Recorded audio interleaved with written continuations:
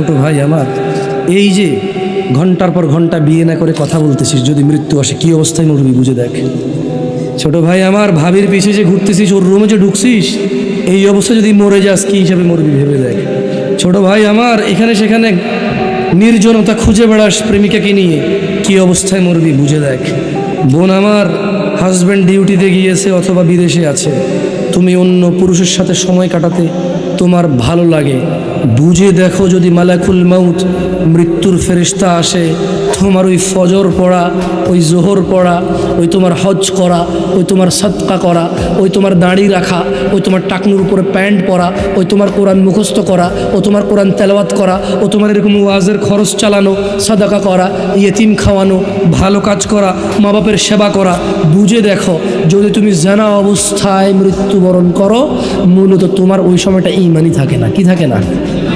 না থাকলে কি থাকে মানুষ? কি থাকে?